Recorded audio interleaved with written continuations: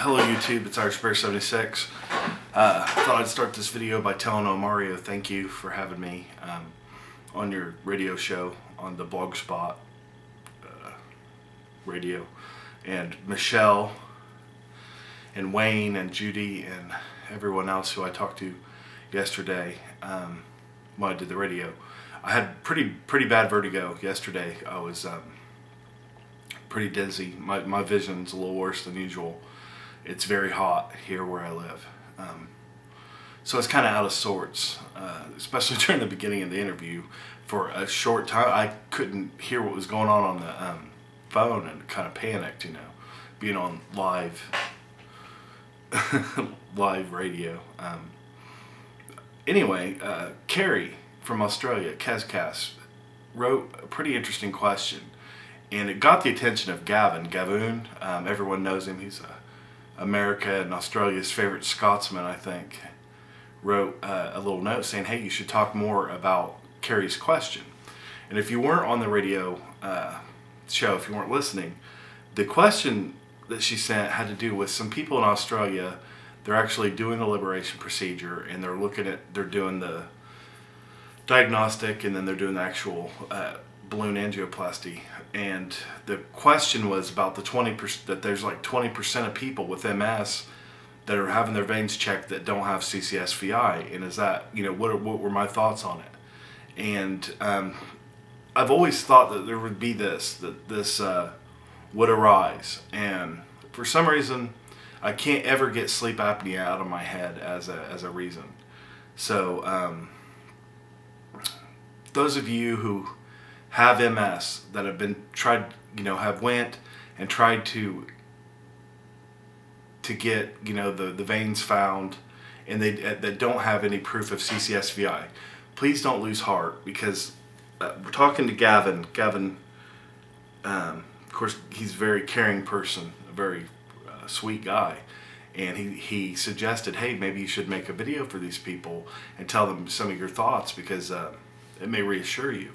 And there are going to be people with multiple sclerosis that test negative for CCSVI, but don't lose heart, because there are a couple things that I've been thinking about since day one, since I heard about CCSVI.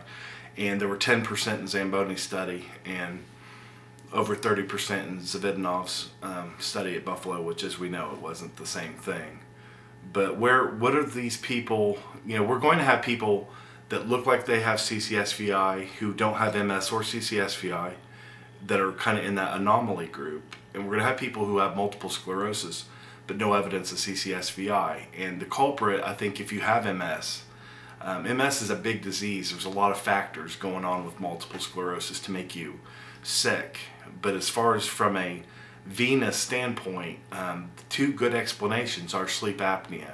As I said on the radio show last evening, that when you have sleep apnea, you quit breathing at night and blood stagnates in your brain, and your airway closes. It's called chronic obstructive sleep apnea. And when your airway closes, your brain's being deprived of oxygen.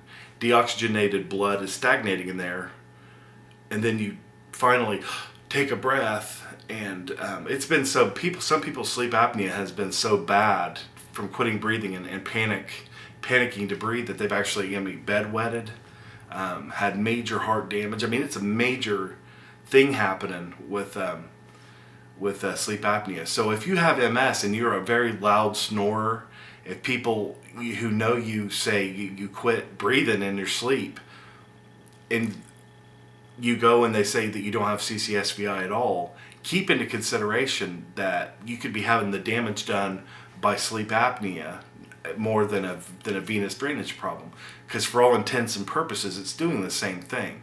It's leaving stagnated blood, deoxygenated blood in your brain, and the pressure, the Valsalva maneuver I talked about, where you finally have to breathe and you've kind of been holding your breath and bearing down, that can cause virtually the same thing that a clog in an artery or in a vein would cause, to where you have that back pressure. And the other thing is, there was a study, and I apologize because I really can't remember who did the study, or but I remember stumbling upon it when I was doing some CCSVI research, and feel free to Google this to try and find the same thing that I found. But there was a published report that during times of stress, the fibrin content in your blood goes much higher.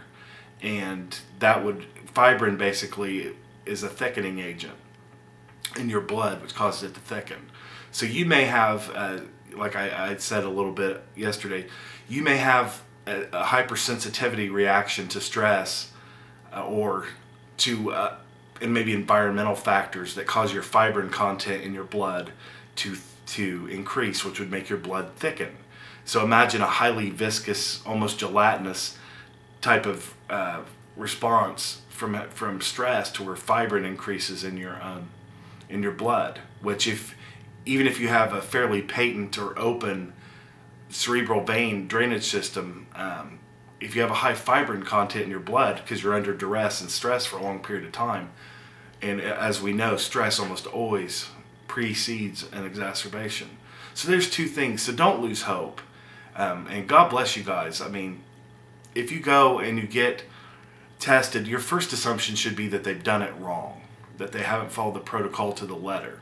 And then if you go back and they still can't find it, look into having a split sleep study to find that, whether or not you're quitting breathing at night, because it can cause virtually the same physiological symptoms as improper drainage can. So that's just a quick note.